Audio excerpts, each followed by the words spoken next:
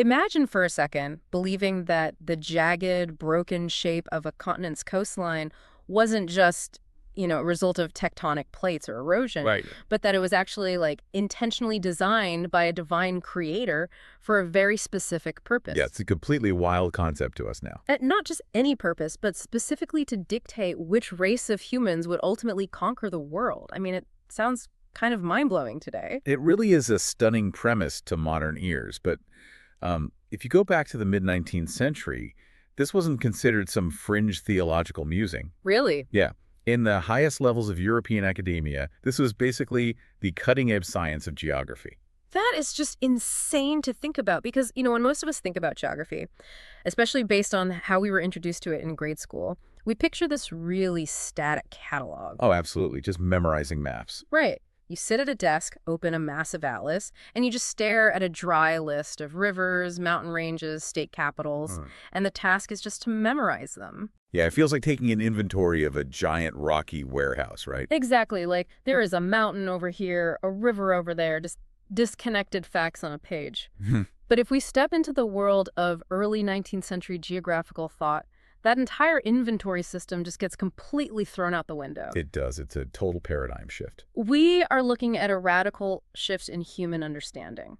Basically, what if the Earth wasn't just a dead rock floating in space? What if it was a living, breathing organism perfectly and intentionally designed to act as an incubator for human progress? Which completely inverts how we're conditioned to view the physical world today. I mean, prior to this period, the human being was largely seen by scientists as just an incidental resident, scurrying around on the surface of the planet. Just kind of along for the ride. Right. But the shift you're talking about takes humanity and places it at the absolute undeniable center of the geographical universe. So the dirt, the water, the air, none of it matters in isolation. It only matters in how it shapes us. Welcome to another deep dive. Today we are putting a magnifying glass on Carl Ritter. He lived from 1779 to 1859, and if you study the history of science, he is universally recognized, alongside Alexander von Humboldt, as one of the principal founding fathers of modern geographical thought. Yeah, he's an absolute titan in the field. The mission of this deep dive is to explore how Ritter took geography from a mere descriptive task, a dry gazetteer of places, and turned it into an integrated dynamic science of man and nature. And to really understand that transformation, we have to recognize that Ritter didn't just tweak the existing science. He completely rebuilt it from the ground up. Yeah. And he did it based on a deeply philosophical and sometimes highly controversial framework. Okay, let's unpack this, because if we want to understand how a mind develops a theory that that the Earth is a divinely ordered machine for human advancement, we really have to start with how his mind was formed, how he was taught to look at the world as a child. Yeah, so Carl Ritter's early life was, by the standards of late 18th century Prussia, just highly unorthodox. How so? Well, he was born on August 7th, 1779, in Quedlinburg, Germany. And his early life was almost immediately marked by a severe disruption. His father, who was a really respected physician, actually died when Ritter was only 5 years old. Oh, wow. I imagine in 1780s Germany, losing the primary breadwinner wasn't just like an emotional tragedy. That usually meant a total collapse of social standing, right? Like no hope for a prestigious education for the kids. Absolutely. The widow was left in a highly precarious situation trying to raise and educate a family with severely limited means. And formal education was a very expensive privilege back then. Right. It wasn't just free public school for everyone. Exactly. But this financial tragedy is actually precisely what set up the defining stroke of luck in Ritter's life. Because at that exact time, there was a prominent German educationist named Christian Salzmann. Okay. And Salzmann was actively looking to recruit for a brand new experimental school he was founding at a place called Schnepfenthal. Experimental in what way? Well, Salzmann had a very specific requirement for his first students. He basically wanted boys who had not yet been exposed to, or, in his eyes, corrupted by, the traditional educational methods of the era. Ah, I see. And because Ritter's family lacked the funds to put him in a normal school, he was the perfect blank slate. So Salzmann took him in, essentially on scholarship. Let's paint a picture of what traditional education actually meant back then, just to understand what Salzmann was rebelling against. I always picture kids sitting in rigid, freezing classrooms, getting their knuckles rapped with a ruler if they fail to recite Latin declensions perfectly. I'm pretty much spot on. Total rote memorization. Just drilling facts. Yeah, education in the 18th century was deeply mechanical. It was entirely about forcing information into a child's head through repetition and really strict discipline. Sounds miserable. It was, and Salzmann was horrified by this. He was heavily influenced by the Swiss educational reformer Johann Heinrich Pestalozzi, and the Pestalozzi method was completely revolutionary for the era. What did it do differently? It discarded rote memorization entirely. Instead, it was built on this philosophy that children learn best through direct observation and physical experience, particularly out in nature. So instead of reading about a tree in a Latin textbook, you literally just go touch the tree. Exactly. You touch the tree, you measure its shadow, you feel the soil it grows in, you observe what kinds of birds are nesting in its branches. That sounds amazing. There was a totally different way of engaging the brain. At Salzmann School, Ritter was put under the tutelage of a teacher named J.C.F. Gutsmuths. And Gutsmuths happened to have a passionate interest in geography. Okay, so this is where the geography seed gets planted. Yes. But Gutsmuths did not hand the young Ritter a map and tell him to memorize borders. He took him outside, he walked him through the local landscapes. So it's less like a Prussian military academy and much more like an 18th century Montessori school, just very environmental, hands-on learning. It was experiential learning in its purest form. Yeah. Gutsmuths specifically trained Ritter to carefully observe the topographical features around them. The hills, the valleys, the microclimates. Right. And then he would constantly ask Ritter to consider how those physical features actually influence the daily lives of the local people. Like connecting the physical to the human. Exactly. He'd ask things like, why was a village built in the valley rather than up on the ridge?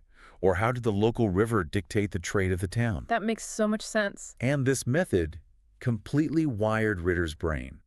From his earliest formative years, he was conditioned to see the inseparable interconnectedness of nature and human life. He never had to unlearn the rigid, compartmentalized thinking of academia because he just bypassed it entirely. Precisely. He started with the holistic view. That early wiring is so crucial. But eventually he graduates from this progressive haven, right? He's brilliant, but he's still not some wealthy aristocrat who can afford to just wander the great university libraries philosophizing. No, not at all. So how does a penniless kid from an experimental school end up shaping the modern university system? Well, he had to work for his education. Hmm. He moved to Frankfurt and took a job as a private tutor to the sons of a very wealthy, prominent banker named Bethmann Hollweg. Ah, the classic patron system. Exactly. In the 18th and 19th centuries, the wealthy bourgeoisie often acted as patrons for brilliant young scholars. So, in exchange for educating his children, the banker agreed to finance Ritter's university education. That's a pretty good deal. It was life-changing for him. And true to his holistic beginnings, when Ritter arrived at the universities of Halle and Göttingen, his curriculum was just staggering in its breadth. He didn't just pick one major. No, he studied everything: history, physics, chemistry, botany, mineralogy, and geography. He essentially built his own interdisciplinary major before the concept of interdisciplinary studies even existed. He really did. It actually reminds me of how a modern environmental sciences degree is structured today. Like, you can't just study the dirt. You have to study the chemical makeup of the dirt, the history of the civilization living on the dirt, and, the biological needs of the plants growing out of it. Yeah, that's a great comparison. Because during this era, the scientific revolution was aggressively compartmentalizing knowledge. The prevailing trend was hyper-specialization. Everyone in their own little silo. Right. If you looked at rocks, you were a geologist. If you looked at plants, you were a botanist. But Ritter, heavily influenced by that Pestalozzi education, deeply resisted this fracturing. He wanted to see the big picture. Yes. He viewed all these distinct disciplines simply as different lenses through which to view a single, unified puzzle. And then, in 1807, a meeting takes place that basically acts as a catalyst for everything Ritter is about to do. He crosses paths with Alexander von Humboldt. Oh, yes. The great Humboldt.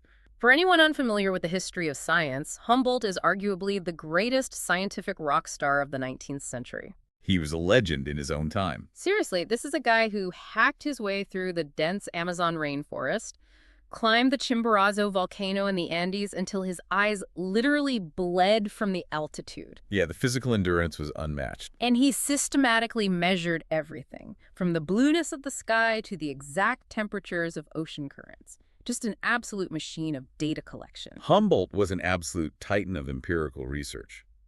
But he was a secular scientist, deeply rooted in scientific materialism.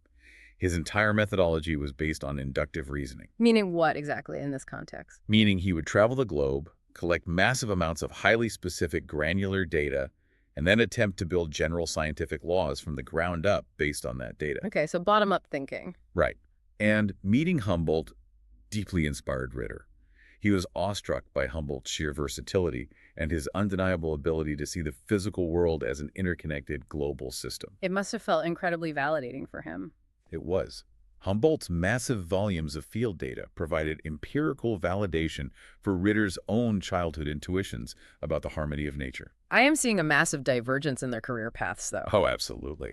Because if Ritter is so inspired by Humboldt's rugged, globe-trotting field work, collecting plants, measuring barometric pressure in jungles, why doesn't Ritter book a ship to South America? That's the fascinating part. Right. Instead, by 1818, Ritter becomes a professor of history at the University of Frankfurt. And then in 1820, he gets appointed to the very first chair of geography in Germany at the University of Berlin. A position he held for 39 years. 39 years. Spending 4 decades sitting behind a desk in Berlin seems like the exact opposite of what Humboldt was doing. It does seem like a contradiction, but that divergence highlights the distinct roles they each played in actually establishing geography as a recognized science. How so? Well, Humboldt was the ultimate field researcher, but he wasn't an institution builder. He preferred the independence of his expeditions and the salons of Paris to the rigid structure of a university. You don't want to go to faculty meetings. Exactly. He left behind immense data, but no direct academic disciple to carry on a specific university curriculum. Ritter, conversely, was the synthesizer. He was the academic architect, the teacher. We should probably look at why the University of Berlin suddenly decided to create a quote-unquote chair of geography in 1820 anyway.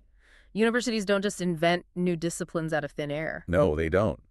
And the context of Prussia at the time is vital here. What was going on? After the devastating Napoleonic Wars, the Prussian state underwent massive educational reforms. They needed to rebuild their national identity and their intellectual infrastructure. Right, state building. Yeah, they wanted to understand the world, map territories, and organize knowledge systematically. So by offering Ritter this newly created chair, the university system fundamentally legitimized geography as a standalone academic discipline. What was it considered before that?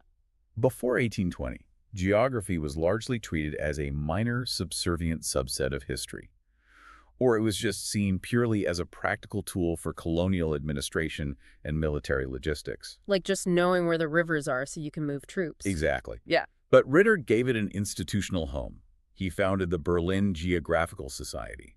He spent those 39 years organizing Humboldt's data, training the first formal generation of geographers, and building a rigorous theoretical framework.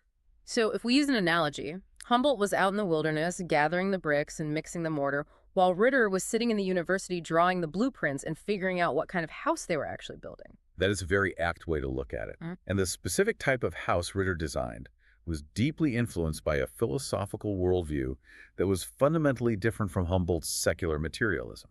Which brings us to the core of Ritter's philosophy of the Earth. Let's dive into that philosophy, because earlier I mentioned the idea of the Earth being a divinely ordered machine. And you noted that Ritter wasn't just a scientist, he was a devout teleologist. What exactly does teleology mean when we are talking about 19th century geography? Teleology is the philosophical doctrine that design and purpose are inherent in the natural world. Okay. It is the belief that the universe is not a random, chaotic collection of atoms crashing into each other over vast stretches of time. Instead, teleologists believe that phenomena exist for a specific purpose, guided by a conscious designer. So there's an end goal to everything. Yes. For Ritter, the Earth was a divinely ordered environment, designed specifically by a creator. And the ultimate purpose of that design was to facilitate and drive human progress. He actually has a famous quote that crystallizes this perfectly. He said, "As a body is made for soul, so is the physical globe made for mankind." That sentence is the absolute bedrock of his entire geographical enterprise. He viewed the Earth as a living organism. A literal living organism. Well, functionally, yes. In developing this framework, he adopted a concept known as Naturganzen. Naturganzen, what does that mean? It's a German philosophical term that translates roughly to wholeness or unity and diversity. This was heavily influenced by the philosopher W.F. Hegel, who was a dominant intellectual force in Berlin at the time. Oh, Hegel. Yeah, big name. Very big. And under the concept of Naturgrenzen, a geographical region isn't just a random assortment of plants, animals, and rocks that happen to share the same latitude coordinates. It's more cohesive than that. It is a deeply functional association. All the biotic or living components and the abiotic non-living components are harmoniously interrelated. Like a biological system. Exactly. They work together like vital organs in a biological body to give that specific region its unique, divinely ordained character. Here's where it gets really interesting, though, because I have a massive point of friction with this. Okay, what is it? Well, if Ritter genuinely believes that the Earth is already perfectly designed by God and its purpose is already set, why bother doing science at all? I see where you're going. Right. Why insist on empirical research?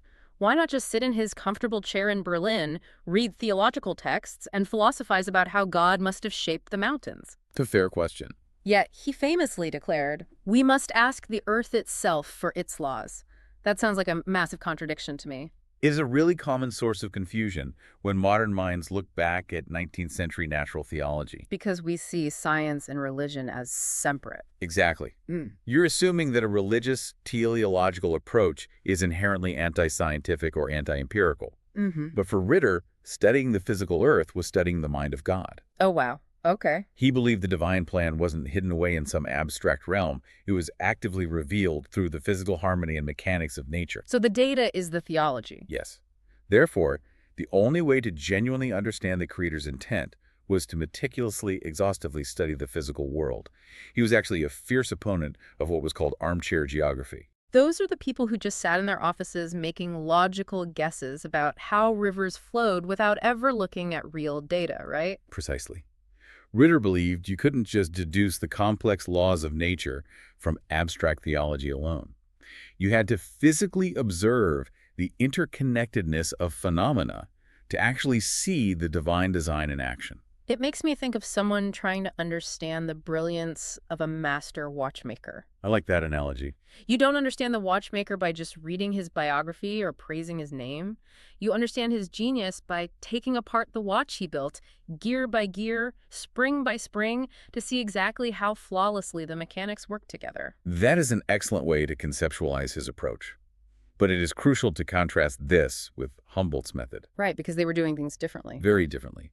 Humboldt, rooted in scientific materialism, didn't look for a divine purpose. He looked for mechanical and ecological causes. As we discussed, Humboldt used inductive reasoning. Yeah. He gathered millions of specific data points. The temperature of the soil, the humidity of the air, the species of a fern, and built up to a general law. Ritter's methodology, on the other hand, was deductive. Meaning he started with the conclusion? He started with the overarching premise, the premise being the Earth is a divinely unified organism designed for humanity. And from that massive starting premise, he looked down at the specific regional data to figure out how that purpose was executing itself locally. It's fascinating how his concept of Naturgrenzen, this idea of the Earth as an organism, feels like a direct ancestor to modern ecological thought. It really does. When scientists today talk about the Gaia hypothesis, the concept that the Earth and its biological systems behave as a single self-regulating entity, it echoes Ritter completely. The parallels are striking. Today, obviously, the reasoning is purely biological and chemical, whereas Ritter's reasoning was theological. But the fundamental intuition that everything is connected and functions as a single whole is identical. He was pioneering holistic ecological thinking decades before the term ecology was even coined. He recognized, through his comparative studies, that altering one element of a landscape would inevitably ripple out and affect the entire regional system. So if you believe the Earth is this perfectly designed, interconnected organism, you can't exactly study it by just reading a list of state capitals or tracking a single weather pattern. No, that wouldn't make any sense under his framework. So how did Ritter actually document this? What did his method look like when he applied it to the actual world? He needed a completely new methodology. He couldn't just look at global averages of temperature or air pressure. He had to look at the specific, unique layout of individual places. Right. And this brings us to his massive contribution to the field, the birth of what he called Erdkunde and the foundation of regional geography. Erdkunde. How does that differ from what came before? Well, Erdkunde translates broadly to earth science, but Ritter explicitly defined it as the science of the earth in relation to nature and history of mankind. Bit of a mouthful. It is, but it's precise. Before Ritter, geography was often general and systematic. Like, a scholar might study the distribution of a single phenomenon, say average rainfall, or the presence of a specific mineral across the entire globe. Just tracking one variable everywhere. Right. But Ritter argued that this isolated approach missed the actual reality of the world. To understand the harmony of nature, you have to study all the phenomena that exist together in one specific place. He championed the regional approach. If we think about city infrastructure today, studying just rainfall globally is like a city planner studying only the plumbing pipes in every house on Earth. That's a great point. Like, you learn a lot about pipes, but you learn absolutely nothing about what it actually feels like to live in a specific house in a specific neighborhood. Exactly. And to capture what it was like to live in the house, Ritter focused intensely on the unique attributes of individual places. How did he break that down? To ensure a comprehensive, rigorous study, he categorized these attributes into 3 distinct types. First, he looked at the topographical attributes. These are the natural, solid divisions of the Earth's surface. The mountains, the valleys, the plains, the plateaus. They're permanent structures. Yeah. Second, he examined the formal attributes. This involved the distribution and movement of fluid elements. The water systems, the ocean currents, the air, the atmosphere. The stuff that flows. Right. And third, he documented the material attributes. This was the specific distribution of resources, the minerals in the soil, the local plant life, and the animal species. So he's essentially cataloging the shape of the stage, the lighting and sound design, and the props available to the actors. I love that theater analogy. It fits perfectly. But he didn't just write these down in a list and walk away, right? Yeah. The core of his genius was something called the comparative method. Yes. The comparative method was a massive leap forward. He didn't just describe a region in isolation. He differentiated and compared them to uncover causal relationships. Okay, what does that mean in practice? He would look at the geographical realities of a specific historical environment in Europe and compare it directly with one in Asia. Can we ground this with a specific example? Like, what does it actually look like to use the comparative method to uncover a causal relationship? Okay, take the development of ancient civilizations. Ritter would compare, say, the Nile River Valley in Egypt with the Ganges River Basin in India. Okay. He wouldn't just note that both had rivers. He would look at how the predictable annual flooding of the Nile dictated a specific type of agriculture. Right, because you know exactly when the flood is coming. Exactly, which then required a specific type of mathematics and calendar tracking to predict, which then centralized political power under a pharaoh to manage the grain distribution during off-seasons. Wow, so the river literally dictates the government structure. That was his argument, yeah. Then he would compare that to a region with unpredictable, volatile weather patterns, noting how that physical volatility bred a completely different social and religious structure. He was uncovering how the physical boundaries and resources dictated the cultural and economic histories of the people living there. It's the realization that the physical stage directly directs the play. Absolutely. And this brings in his most important innovation, introducing humanity as the central focus of geography. He taught that geography and history are fundamentally inseparable. The land influences its inhabitants. But he also emphasized a reciprocal relationship. Right. The inhabitants actively transform the landscape. He moved the discipline away from the idea of environmental determinism, Yeah. which is the idea that humans are just passive clay molded entirely by nature. Victims of the weather. Right. He saw a continuous feedback loop. The environment shapes the culture develops technology, that technology actively alters the environment, through clearing forests, building dams, diverting rivers. Which in turn shapes the culture further. Humans are active geological agents. Exactly. I am struggling to see the line here, though. If all he's doing is tracking human historical progress, agricultural development, and political centralization across different regions, isn't he just a historian? That's a really valid question. Like, why do we call him the father of geography if he's primarily writing about human history? And that exact debate happened during his lifetime. The distinction Ritter made is about the starting point. Okay, explain that. A historian arranges events chronologically through time. They start with an era and move forward. For Ritter, the geographer's starting point is always space. the physical arrangement of phenomena on the Earth's surface. Space over time. Right.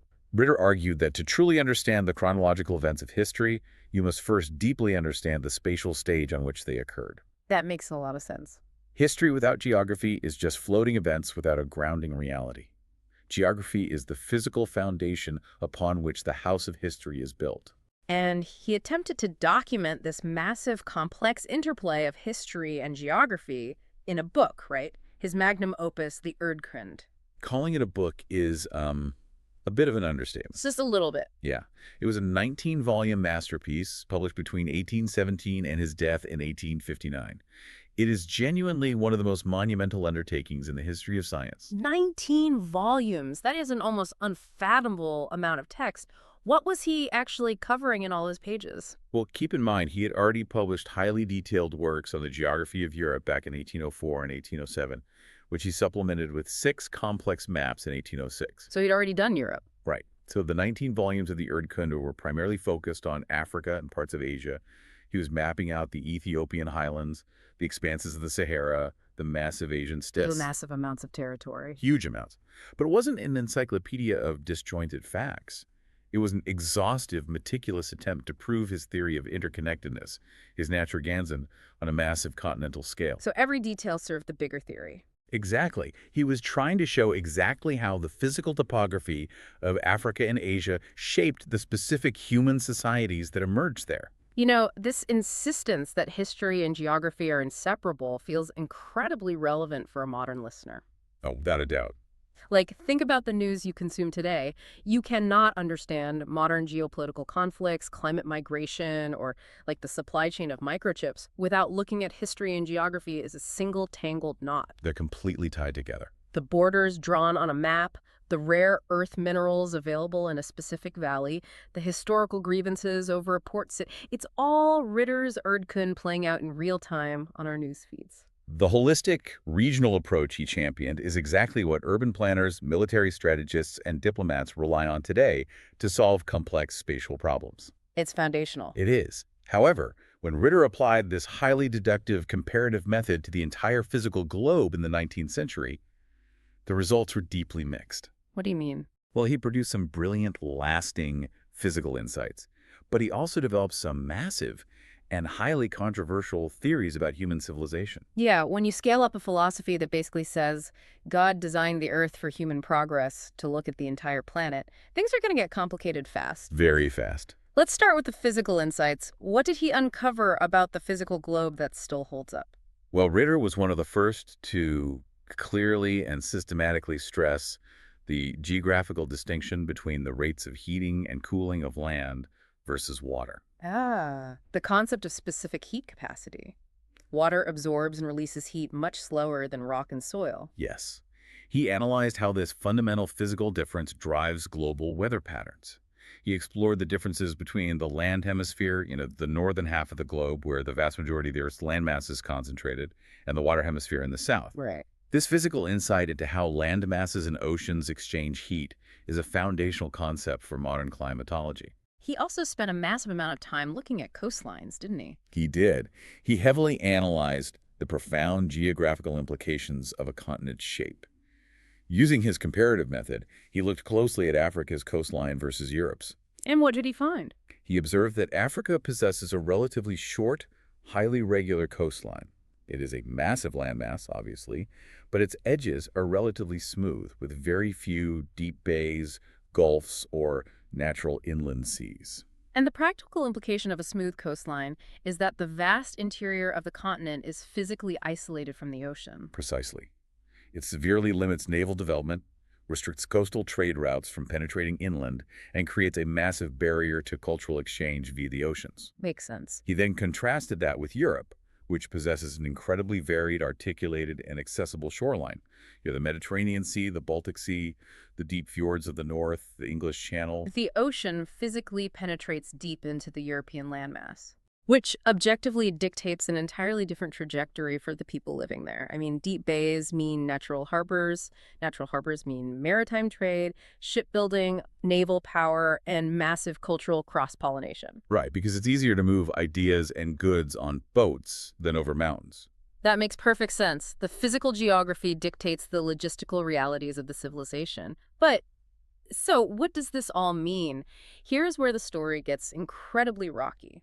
How does his divine design framework distort these brilliant physical observations? This is a crucial juncture in the history of geographical thought, and it really requires us to impartially examine the methodology and biases of the era. Okay. Driven by his teleological framework, his absolute belief that a creator designed the earth specifically to drive human progress toward a pinnacle, Ritter began to associate entire continents with specific races and divinely ordained stages of human development. He started categorizing the globe based on racial hierarchy. Yes, he categorized the continents in a deeply overgeneralized way. He associated Africa with black populations and characterized it as the noon or the slumber of humanity. Wow. He theorized that the uniform climate and the isolated, regular coastline induced a state of stasis in the populations there. He categorized Asia with yellow populations, referring to it as the sunrise or the origins of early civilization. Okay. He categorized Europe with white populations, viewing its articulated coastline and varied climate as the perfect incubator for the sunset or the ultimate culmination of human achievement. And finally, he viewed America, associated with red populations, as the new sunset, the next phase of global development. Hold on, I have to push back hard on this. Sure. How does a scientist who spent years meticulously studying the rates of land cooling and the intricate details of coastal inlets jump to such massive, unscientific overgeneralizations about entire continents and diverse groups of people? It's jarring, isn't it? It doesn't sound like empirical observation at all. That sounds like a massive leap of prejudice. It is essential to understand this as a direct consequence of his deductive methodology, combined with the prevalent cultural biases of the 19th century European Academy. Right. We must be absolutely clear that we are not endorsing these viewpoints in any way. We are objectively reporting the historical concepts found in his work to accurately portray the entirety of his legacy. But mechanically, this is exactly what happens when deductive reasoning is applied without rigorous checks. Because if you use a deductive approach, meaning you start with your conclusion already locked in, and your starting conclusion is that the Earth is a divine plan culminating in your own society, which for Ritter was 19th century Prussian Europe, you will inevitably force the geographical data to fit that narrative. Exactly. Ritter already believed, as a product of his time, that Europe was the pinnacle of human civilization. He started with that assumption. Right. Therefore, when he looked at Europe's varied coastline and temperate climate, he didn't just note it as a physical fact. He deduced that God designed that varied coastline specifically to produce that pinnacle of civilization. It's a closed loop of logic. In his Erdkunde, he advanced the theory of the Northwest movement of civilization, arguing that human history was naturally marching progressively from Asia, across Europe, and eventually to America. It is the ultimate historical confirmation bias. Truly. You start with the unshakable belief that your civilization is the main character of the global story, so you read the map of the world as a script written specifically to benefit you. That's a great way to put it. It's a stark warning for anyone looking at data today. If you go into research trying to prove your own superiority, you will inevitably find a way to make the numbers, or the maps, say exactly what you want them to say. It is a profound cautionary tale about the intersection of science, philosophy, and cultural bias. This combination of massive theories, his brilliant, lasting physical insights into things like coastal impact on trade, alongside his deeply flawed, biased human generalizations, left a highly complex dual legacy for the generations of geographers who followed him. Which sets up the final chapter of this deep dive. Because we can't fully grasp Ritter's legacy without talking about what happened to the discipline after he was gone. This really is a tale of two founders, Carl Ritter and Alexander von Humboldt. It is one of those incredible, almost poetic, historical coincidences. Carl Ritter passed away in 1859. What? Remarkably, that is the exact same year that his great contemporary, Alexander von Humboldt, also died. 1859 is an absolute watershed year for the history of science. Not only do the two titans of geography die, but it is also the year Charles Darwin publishes On the Origin of Species, which fundamentally shatters the teleological worldview that Ritter championed. Oh, absolutely. The intellectual landscape was shifting beneath your feet. Talk about a changing of the guard. So the two undisputed heavyweights of geography exit the stage simultaneously. What happens to the discipline they spent their lives building? The discipline undergoes a massive structural fracture. Hmm. We see the emergence of a stark dualism that plagued geography for decades after their deaths. A split in the field. Yeah, the field essentially split along the methodological fault lines represented by the two founders. On one side, you had the Humboldt-Nietzschean approach. Remind us what the Humboldt-Dagen side looks like in practice. The Humboldtian side focused on systematic, inductive, and rigorous scientific observations across the whole globe. They basically stripped away the human element to focus purely on physical systems. It's a hard science. Right. They measured climate patterns, mapped global plant distribution, and studied geomorphology. This approach became the foundation for what we now call systematic physical geography. And on the other side of the fracture, You had the Ritterian approach. This camp favored the deductive, anthropocentric, and regional approach. They focused entirely on how specific human populations interacted with their specific local environments. okay, so the human geography side. Yes. And because Ritter had held that powerful university chair in Berlin for 39 years, he had an institutional platform that Humboldt never cared to build. He had students. Lots of them. Ritter left behind a massive legacy of academic disciples. Students like Élisée Reclus, who became a monumental geographer in his own right, who carried on Ritter's regional, human-focused approach. And Humboldt didn't have that. No, Humboldt, despite his massive scientific influence, left no direct academic disciples within the university structure. But wait, if they were doing such fundamentally different things, one looking at global plant and climate systems like a pure natural scientist, and the other looking at human history and regional landscapes almost like a spatial historian, why are they always inextricably grouped together as the quote-unquote twin founders of modern geography? It's a great question. Weren't they essentially founding two entirely different disciplines? That is the great irony of their legacy. They are grouped together because, during their actual lifetimes, they respected each other immensely. Really? No rivalry? Not at all. They did not view their work as contradictory, but as complementary. Ritter constantly cited Humboldt's granular field data to support his massive regional theories. Ah, I see. And Humboldt deeply admired Ritter's ability to synthesize raw data into sweeping historical context. The supposed rivalry or irreconcilable split between physical and human geography was largely a creation of the students and academics who followed them. They manufactured the drama. Pretty much. The universities forced a division, demanding scholars choose a camp. Are you a physical scientist or a social scientist? It's like a legendary band breaking up, and the fans spend the next 50 years viciously arguing over who is the real genius of the group, completely missing the fact that the magic was actually in the collaboration between the two. That's a perfect analogy. Because if you think about it, modern geography absolutely requires both of these lenses to function. You cannot separate them if you want a complete, accurate picture of the world. Think about the biggest spatial issue we face today. Global climate change. You cannot understand the mechanics of climate change without the systematic Humboldtization approach. Right, measuring global carbon parts per million, tracking ocean acidification. Exactly, and modeling atmospheric circulation across the whole planet. But you also cannot understand the actual impact of climate change without the regional Ritterian approach. Looking deeply at how a rising sea level specifically threatens the unique history, culture, agriculture, and economy of a specific coastal region. Like the Ganges Delta in Bangladesh or the coastline of Miami? Exactly. That is the perfect synthesis of the two founders. You need the universal laws of physical geography to understand the mechanism of the planet, but you desperately need the regional context of human geography to understand the meaning and the stakes. It's exactly like trying to understand the economy. You can compare Humboldt to a macroeconomist looking at global market trends, international interest rates, and trade deficits from 30,000 feet. Yes. And you can compare Ritter to a microeconomist zooming in to look at how the closure of a single factory in a specific landlocked mountain town shapes the daily lives, the culture, and the future of the residents living there. You need both perspectives to actually understand what the economy is doing. And that is ultimately why, despite the massive flaws in his deductive reasoning and the severe biases of his era, Carl Ritter remains a foundational, irreplaceable figure. His impact is just undeniable. He insisted, with sheer intellectual force, that we cannot just study the physical Earth as a dead rock floating in space. We must study it as the dynamic home of humanity. Right. He forced the scientific community to recognize that human history and physical geography are inextricably intertwined. Which is a pretty profound, world-altering shift from just sitting at a desk and memorizing the capitals of Europe.